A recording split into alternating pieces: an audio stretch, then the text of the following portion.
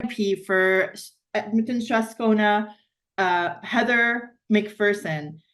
We will start the press conference with a few remarks and then we will take questions in person and move to Zoom. Bienvenue tout le monde à une conférence de presse avec le chef du NPD, Jagmeet Singh. Nous avons avec nous également aujourd'hui la candidate de Edmonton Centre, Trisha Estabrooks, et la députée de Edmonton Strathcona, Heather McPherson.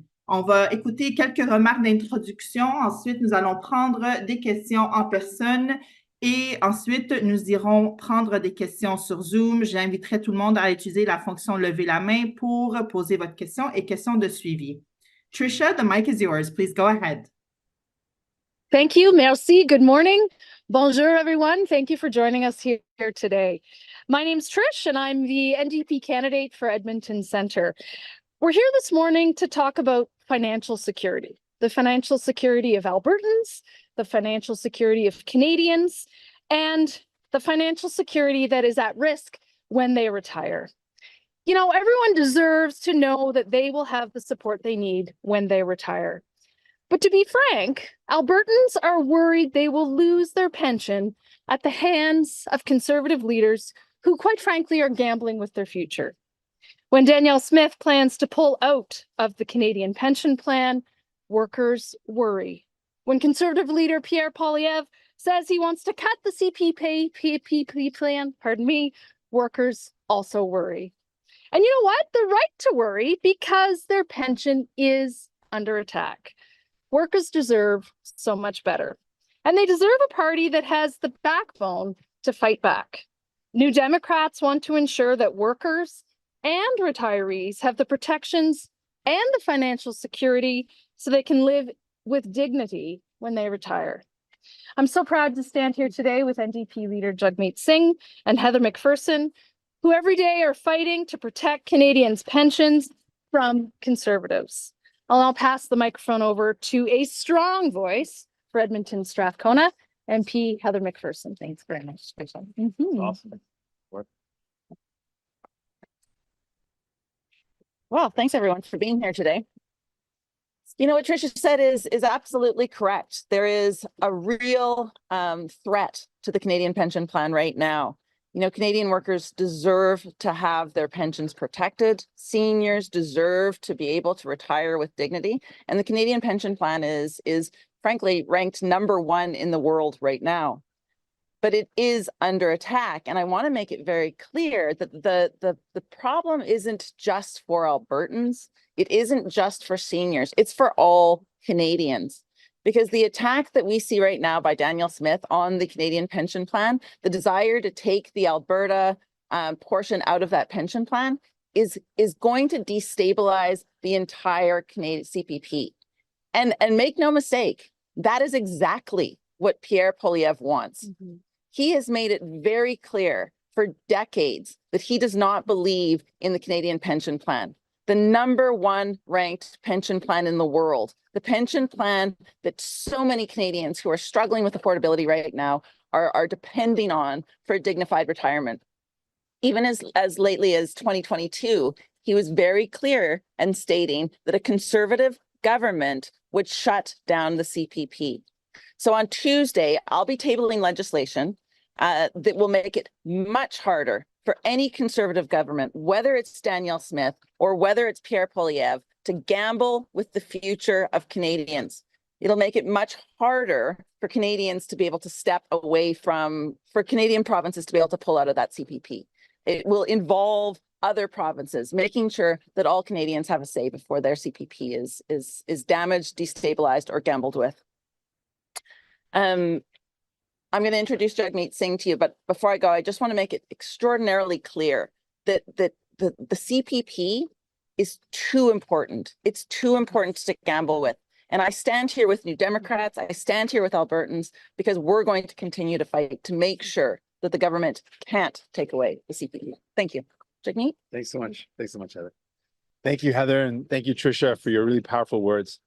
And thank you for being here, the folks behind me who are really the voice of a lot of Albertans who are fighting back. As was said, people in our country should be able to retire with dignity. And a pivotal part of that dignity when you retire is the CPP, the Canada Pension Plan.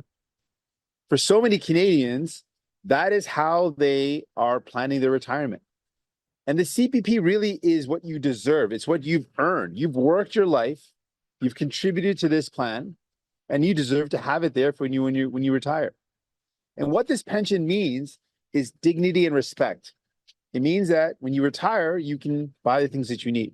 You can continue to live in dignity and respect. So when Danielle Smith threatens to attack it, she's attacking the very dignity and the very respect of people who retire. She's attacking their means to be able to survive. And it is particularly offensive at a time when the cost of living is so high. And as was said by both Trisha and Heather, let's make no mistake. Pierre Poilievre wants this attack on CPP because he himself, in the fall of 22, proposed cutting the premiums or cutting the amount that's contributed to CPP. As Heather said, he wants to attack fundamentally to the CPP because he does not believe that Canadians deserve a pension, which is very rich coming from someone who has a taxpayer-funded pension that will be worth over $3 million. We want all Canadians to have a good pension to retire with dignity. But it is very telling of the Conservatives that they want to take that dignity away from you. Let's also look at the actions of the Conservatives when they were in power. When Pierre Poilievre was in power with Harper, they increased the age of pensions from 65 to 67. Another attack on seniors, another attack on pensions. The Conservatives want to take away your pensions. The Conservatives want to attack your dignity. For seniors who've worked their whole life, they want to take away their means of surviving. And we are saying very clearly, that's not going to happen. We're sending a message to Conservatives, we're going to fight back. Heather's going to be proposing a bill on behalf of all New Democrats, which will defend our pension. It'll defend pensions for Albertans and all Canadians. That's what you get with New Democrats. While Conservatives want to attack your pensions and take it away from you, New Democrats want to defend your pensions and defend you. That's a choice you have in the upcoming election. A party that wants to defend you, defend your pensions, or a party that wants to gamble with your pensions, that wants to take away your dignity and your respect. Donc, pour tous les Canadiens, ici en Alberta et à travers le pays, quand les gens prennent leur retraite, ils méritent d'avoir la dignité et le respect. Et un élément important d'avoir ce respect et cette dignité, c'est d'avoir une pension. Vous méritez d'avoir votre pension parce que vous avez travaillé toute votre vie pour cette pension. Mais les conservateurs veulent attaquer votre pension. Ils veulent voler votre pension. Et c'est inacceptable. Ce que Danielle Smith propose, c'est effectivement d'attaquer les pensions des gens ici en Alberta et de faire mal, pas seulement aux gens ici en Alberta, mais aux gens à travers le pays. Et Pierre Poilievre était aussi tellement clair. Quand il était au pouvoir, ils ont augmenté l'âge pour prendre la retraite et il a proposé en 2022 d'attaquer directement votre pension. Pour les conservateurs, ils veulent voler votre pension. Ils ne veulent pas que vous ayez une pension. Donc, on a un message aujourd'hui pour les conservateurs. On dit non. On dit qu'on va défendre les pensions des gens ici en Alberta et à travers le pays. C'est le choix dans la prochaine élection. C'est votre choix. Un choix entre un parti conservateur qui veut couper votre pension, qui veut voler votre pension, ou un parti néo-démocrate qui veut défendre votre pension, qui veut vous défendre. Ça, c'est votre choix dans la prochaine élection. With that, I'm ready for any questions you might have. We're going to start with questions on site. We'll do one question, one follow-up, starting with the Canadian press. Sounds good. Thanks very much. It's Lisa Johnson. Sorry, I apologize. This is off topic. Okay. Yesterday, the Prime Minister was in Saskatoon. He had some pretty tough language for the Saskatchewan Premier. He said that the CRA is going to continue to dole out the carbon tax rebates to Saskatchewanians no matter what. But he also suggested they were still going to collect the carbon tax from Saskatchewan. What do you think about this kind of standoff, and how do you see it coming to a conclusion? Well, what I've seen with the Prime Minister is really a divisive approach to fighting the climate crisis. One that should be a fight where we're all united. we all are seeing the impacts. In fact, right now we're in Alberta. We've got fires that are happening just in the city limits. We've got fires already early in the season, and there's already fires in central Alberta and in northern communities. So we know that the impacts of the climate crisis are real, and we need a plan where we are all united in fighting back. And what the Liberals have done has been to sow division with their plan. And so what New Democrats want to do is we want a plan where we bring people together. We absolutely know that it is fundamentally important for us to protect our environment. Canadians know that. Canadians want to do their part. But Canadians don't want to be put in a false contrast or a false division between having to choose between affordability or choosing between fighting the climate crisis. So what we want to propose is a plan where we make life affordable, where we take on the climate crisis and reduce our emissions, and we take on big polluters. That's what New Democrats want to do. And so my message to Justin Trudeau would be, we need a plan that's more fair for workers. When workers see billions of dollars in subsidies going to big polluters, and there's no money in place for everyday Canadians to get a heat pump, that feels unfair. That's what we're talking about when we talk about unfairness in a plan.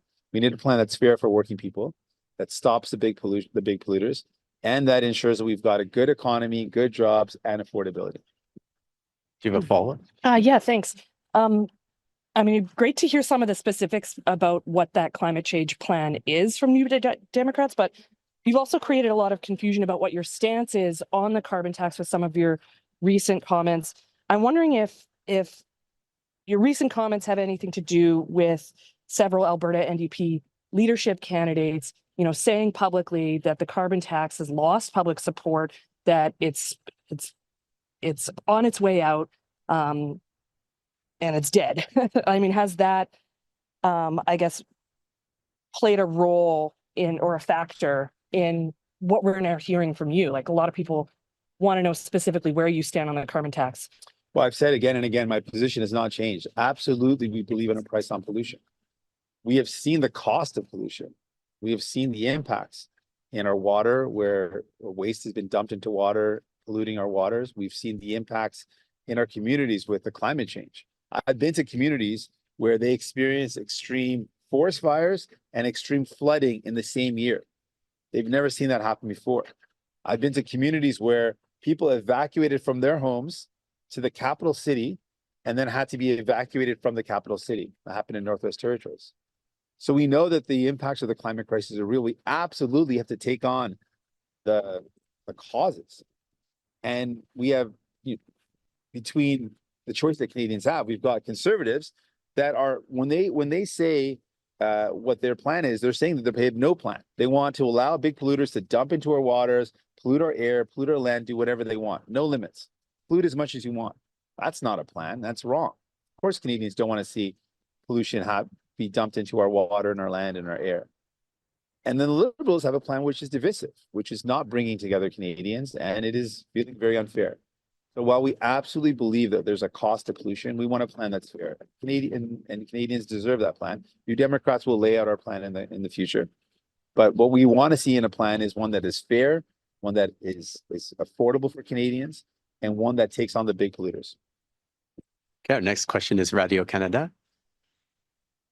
Bonjour, donc Camille Povarel de Radio-Canada. Les résultats du sondage sont tombés en mars. Ils ont montré qu'environ 57% des interrogés étaient contre cette proposition du gouvernement de l'Alberta sur un régime de retraite propre à la province. Pourquoi réagir aujourd'hui? Pourquoi vous prononcer là-dessus aujourd'hui? C'était difficile de vous entendre. Oui. Donc, si vous pouvez Pas parler... de problème, Oui. je parle plus fort. Je disais que les derniers résultats d'un sondage sont tombés en mars, le 22 mars. Ils ont montré qu'environ 57% des interrogés étaient contre le régime proposé par l'Alberta. Pourquoi vous vous prononcez là-dessus aujourd'hui? Plusieurs raisons. Premièrement, le Premier ministre d'Alberta a dit que elle veut avoir un référendum, mais elle ne va pas suivre la décision de la référendum. Donc ça, c'est quelque chose de tellement inquiétant et qu'elle va poser la question aux gens en Alberta, mais elle ne va pas, elle a dit que ce n'est pas une garantie que je vais suivre la décision des gens. pour ce qu'ils veulent faire. Donc, c'est clair que pour les conservateurs, ils veulent voler les pensions des gens, ils veulent attaquer les pensions, ils veulent faire mal aux gens. Donc, c'est notre travail comme une partie des travailleurs. On est tellement fiers de ça. On veut défendre les travailleurs ici en Alberta, mais aussi à travers le pays. On veut défendre les pensions parce que les pensions sont vraiment un élément fort, important de respect et de dignité pour les gens qui prennent la retraite. Donc, la raison pour laquelle on est ici pour défendre les pensions des gens en Alberta et à travers le pays, c'est pour montrer qu'on est en solidarité avec vous. On va toujours vous défendre. Les conservateurs veulent couper votre pension. On veut défendre votre pension et votre dignité. Oui, j'ai une autre question. Oui. Vous avez mentionné Pierre Poilièvre en disant qu'il était aussi en le comprenant dans les conservateurs qui sont pour cette idée-là. Pourtant, il a dit qu'il était plutôt opposé à ça. Il recommandait plutôt à l'Alberta de continuer à faire partie du plan fédéral. Donc, pourquoi est-ce que vous le comprenez dans ces conservateurs? Parce qu'on regarde les actions de Pierre Poilievre. C'est important de regarder ce qu'il a fait et ce qu'il propose de faire. Pierre Poilievre, quand il était au pouvoir avec le gouvernement conservateur de Harper, ils ont augmenté l'âge pour prendre la retraite. C'était une attaque contre les pensions. C'était une attaque contre les gens qui prennent la retraite. Et puis, il a proposé dans l'automne de 2022, récemment, il a proposé un élément. C'était une des premières choses qu'il a proposé comme nouveau chef. Il a proposé de couper les contributions pour la pension. C'était aussi une autre attaque contre les pensions. Depuis toute sa carrière, il était contre la pension canadienne. Donc, et ses actions montrent qu'il est contre les pensions. Donc, cette attaque des conservateurs en en Alberta, c'est la même chose que tous les conservateurs veulent faire au niveau fédéral. Il veut couper votre pension. Pierre Poilievre, particulièrement, est contre les pensions. Malgré le fait qu'il va recevoir une grande pension payée par le public, il est contre les pensions pour les gens. Et on dit, ça c'est inacceptable. On va défendre les gens, on va défendre leur pension. Can we go to questions on Zoom next? Sure. Absolutely. So, juste un petit rappel d'utiliser la fonction lever la main pour poser une question de suivi. Just a reminder to use the raise hand function to ask a question and one follow-up. On va commencer avec Émilie Bergeron avec la presse canadienne. C'est à vous. Bonjour, Monsieur Singh. Avez-vous décidé maintenant comment les néo-démocrates vont voter sur le budget 2024? Non, on n'a pas pris une position jusqu'à maintenant. J'ai dit qu'il y a des éléments importants dans le budget où les néo-démocrates ont forcé le gouvernement de mettre en œuvre de l'aide pour les gens. Et ça, c'est quelque chose qu'on a forcé le gouvernement de faire. Mais le gouvernement manque vraiment l'occasion d'utiliser le budget pour faire face à l'exploitation des grandes entreprises qui ont utilisé l'inflation pour augmenter les prix, pour faire les grands profits et pour créer une situation difficile pour les gens. Donc, c'était une opportunité manquée. Et on a dit que les conservateurs veulent enlever tous ces avantages pour les gens, ces bénéfices pour les gens. Les conservateurs de Pierre Poilievre lui-même a dit qu'il est contre l'assurance médicaments. Il veut arrêter les soins dentaires pour les aînés. Donc, c'est clair sa position. J'ai aussi des inquiétudes que j'ai soulevées, les inquiétudes par rapport au fait que le bénéfice pour les gens qui vivent en situation de handicap, c'est un montant trop petit. J'ai aussi dit qu'il y a un grand écart entre l'investissement pour le logement et pour l'infrastructure dans les communautés autochtones. Ça, c'est un problème. Donc, j'ai dit que, et je continue de dire, je dois écouter c'est quoi la réponse du gouvernement libéral de Justin Trudeau avant de prononcer notre position sur le budget. Selon un sondage récent, plus de la moitié des Canadiens auraient une vision négative de ce qui a été présenté du budget. Est-ce que vous partagez le scepticisme des Canadiens? Je partage le fait que les Canadiens n'ont pas de confiance dans le gouvernement libéral pour mettre en œuvre les choses qu'ils ont promis de faire. Et ça, ils ont raison. Parce que le gouvernement libéral a eu 9 ans pour répondre aux besoins des gens. Et après 9 ans, la situation est pire que jamais. Donc, je comprends pourquoi les Canadiens n'ont pas la confiance dans le gouvernement libéral et en Justin Trudeau. Et c'est vraiment grâce à nos efforts qu'il y a des éléments positifs dans ce budget. C'est grâce à nos efforts et le fait qu'on a forcé le gouvernement d'agir, qu'on a un plan pour nourrir les enfants dans l'école, une assurance médicaments pour les diabètes et des médicaments, des contraceptifs gratuits et qu'on a une protection pour les locataires. Ça, c'est grâce à nous. Et je comprends les inquiétudes des gens qui ne croient pas que les libéraux et Justin Trudeau peuvent répondre aux besoins des gens. On est là pour continuer d'utiliser notre pouvoir pour aider les gens. Il faut aussi dire que les conservateurs veulent couper tout ça, veulent couper tous les bénéfices pour les gens. Comme j'ai dit aujourd'hui, les pensions, mais aussi les soins dentaires, l'assurance médicaments. Les conservateurs veulent couper tous les services dont vous avez besoin. We will now go to Risa Patel with the Toronto Star. Please go ahead. Hi, Mr. Singh. I'm wondering, what exactly do you need to see from the Liberals regarding the disability benefit to support the budget, and will you vote against it if you don't get that? Well, we've raised our concerns, so we want to see what the response is to those concerns. So I'm not going to presuppose kind of the outcome of that conversation, but I will say, I'll tell you that I'm going to raise, well, I've raised it publicly. I want to hear from the Prime Minister why the amount is so low, why it's so hard to access in terms of disability amount, and also the fact that there's no clarity around whether provinces can claw back that amount. There's a lot of unanswered questions around the disability amount. And this is something that New Democrats have long fought for. Given the cost of living being so high and how that would disproportionately hurt people living with disabilities, we really believe this benefit would provide some relief. But at $200 a month, no clarity around clawbacks provincially, no clarity around how the amount is so low and how to increase it to an amount that's more sufficient, and why it's so hard to access it. These are outstanding questions that I want to see answers to. And then in respect to the Indigenous housing and infrastructure, this has been a long-standing, massive gap that has not been addressed in a meaningful way. And while we fought for significant investments, there's still a massive gap that exists. So I want to understand the government's plan. I want to hear from Justin Trudeau before we give our decision on the budget. As a follow-up, I'm wondering, do you think it's a good idea to have a spring election this year? I mean, just in your opinion, what might be the benefits of having an election now? Well, that's not something that we're hoping for. We're not trying to plan for an election. We are trying to make sure that we do everything we can to make a good decision for Canadians around the budget. We fought to put in place real supports, real things that are going to make life better, helping people with food when it comes to kids going to school, helping people with the cost of medication, helping people stay in their homes by protecting renters, all very important measures. So we've been able to use our power that way.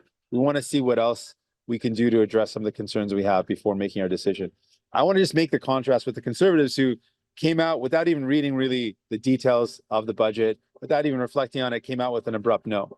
Similarly, we didn't want to come out with an abrupt yes. We want to make sure we're reflecting on it properly, making sure we understand the elements that are in it, hearing from Canadians that are concerned that the Liberals promise a lot but don't really follow through on it. We want to make sure that there's some real concrete things in the budget that will help people out before we make our decision, and we want to address our concerns before we make our decision. We will now go to Mickey with the Canadian Press. Please go ahead. Thank you for taking another question from Canadian Press. Canada's Building Trades Union says Nexstar in Windsor is giving work promise to Canadians to foreign workers. Have you spoken to the union at all about this? And I guess what needs to be done to ensure Canadian union jobs don't go to foreign workers? I have spoken to the union about this. This is a very serious concern that they've raised. And this is another reason why we want to see anytime there's public money put forward towards any projects, whether it's investments in factories, supporting business investments in Canada, we want to see strings attached so that there's guarantees that if we make investments, we actually get Canadian jobs. We want to see investments made to ensure and incentivize jobs in Canada, but we don't want to see those blank checks where there's money invested, but we don't have a guarantee that those jobs will stay in Canada, that there's Canadians that get the opportunities, and that those jobs will be there for the long term. So this is another reason why we need to see better guarantees and anytime we spend public money.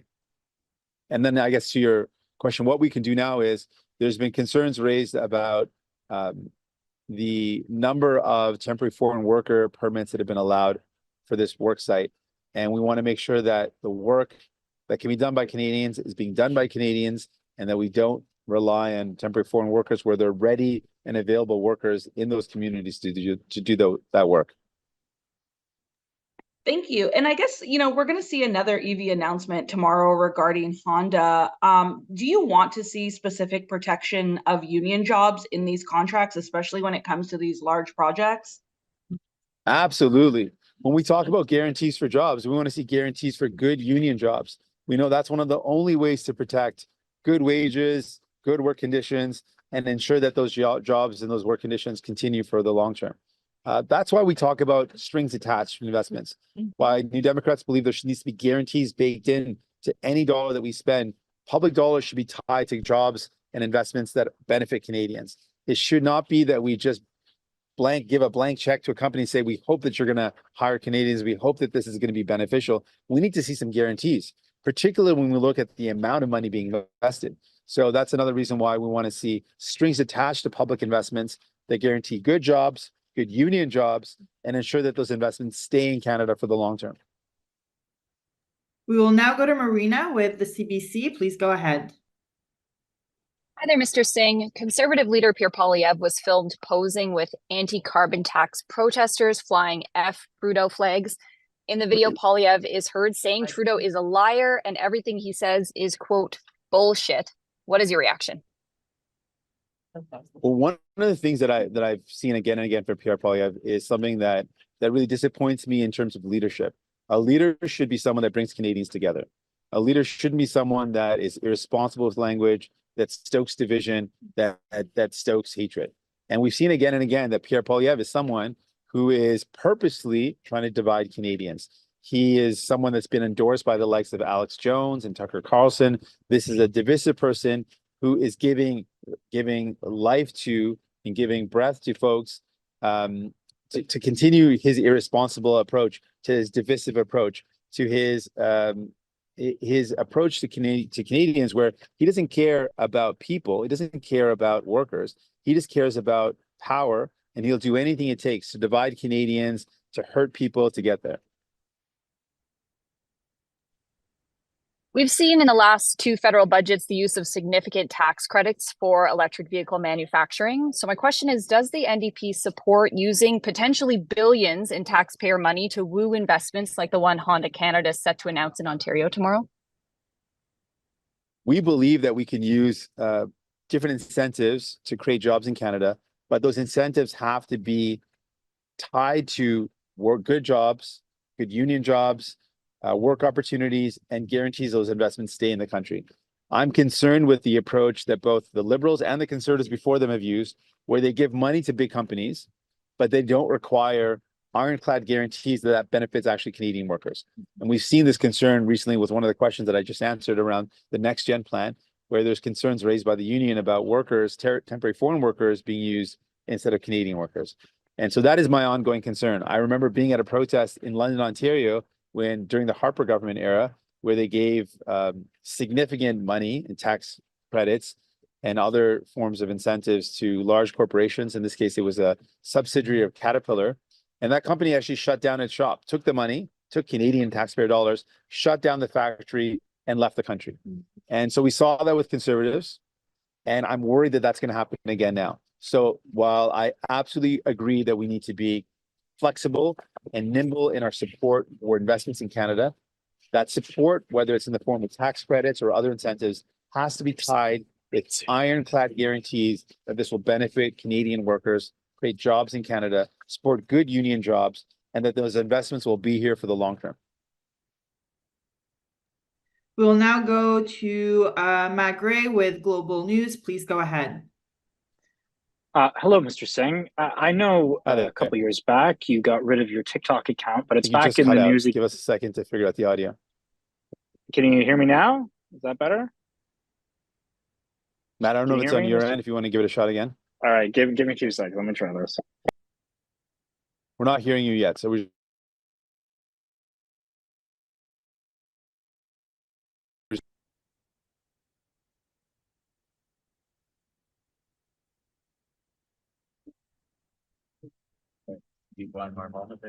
Yeah, one more shot. And worst case, if you want to maybe type your question into the chat as an alternative, we're not getting your audio right now. I think Mac is going to try and reconnect. So while we do, oh, he is back right now. So Mac, go ahead. Hi, Mr. Singh. Sorry about that. Can you hear me now? Yep, we hear you. TikTok, the US has put forward these for ByteDance. Would you support something similar in Canada happening? I missed the question because of the audio connection. Try one more time. On TikTok, Mr. Singh, the US president has signed a bill in the States that will bring forward either a ban or divestment by the Chinese-owned company that owns the company. Would you support something similar happening in Canada if the company is still owned by the Chinese government after the 12-month period the US has set out? I appreciate the question. Our concern around TikTok is to make sure that users in Canada are safe, that their data and their privacy is protected. That's really our focus. We want to make sure that those things are supported and ensure that in general, that's something we want to see happen with all social media platforms, that anyone that uses those platforms, that their data, their personal security is protected, is something that we've long believed in, and we want to see guarantees that Canadians are protected when they use any social media platform. You got rid of your TikTok account despite it having a very large following because the federal government said it couldn't be on federal devices. If they shouldn't be on federal devices, do you believe they should be on regular Canadians' devices? Do they not have the same security concerns that members of parliament and other federal employees have? I think that there's a different level of security analysis when it comes to members of parliament in terms of concerns that were raised with me around tracking of movement and for individual and members of parliament that can be easily identified. So those concerns for federal devices, I understood, and I listened to the recommendation. We're making a decision to be able to use the platform as a party, so our party has got back on the platform. And on my personal side, we're making that consideration of how to get back on it in a safe way. But for users in general, this is a live question for all social media platforms. People are concerned about the use of their data. They're concerned about privacy. And that's why we've been pushing for better protections in place across all media platforms to ensure that Canadians are protected. We also want to see that things like hate speech, particularly as it impacts children, we want to make sure that children are protected on these platforms. And those are concerns that are still outstanding and have not been addressed. We have one last question on site from Radio-Canada. Bonjour, Monsieur Singh. Je reviens sur le fonds de pension rapidement. Êtes-vous inquiet de voir d'autres provinces canadiennes imiter l'Alberta, emboîter le pas, se retirer du fonds de pension canadien pour créer le leur? J'ai des inquiétudes que les conservateurs vont essayer de faire mal aux gens à travers le pays en prenant des décisions pour attaquer les pensions. Ça, c'est une inquiétude.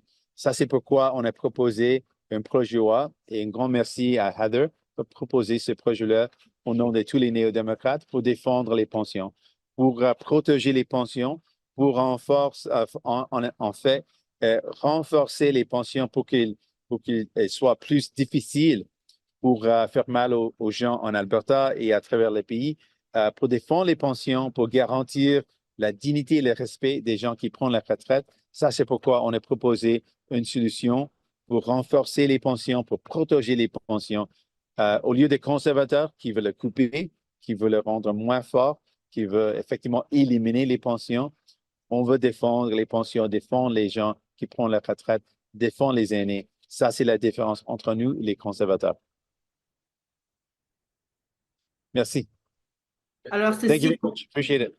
This concludes our press conference. Ceci conclut notre conférence de presse. Merci.